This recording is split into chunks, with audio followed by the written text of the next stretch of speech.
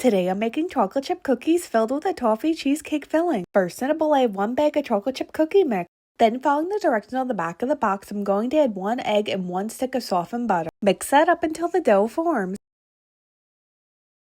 Next, I'm going to make the cheesecake filling, so in a bowl I have 4 ounces of softened cream cheese. Then I'm going to add 1/3 of a cup of powdered sugar. Next, add 1 tablespoon of vanilla extract. Mix that up until everything is combined. Then add 1/3 of a cup of toffee pieces and mix that in.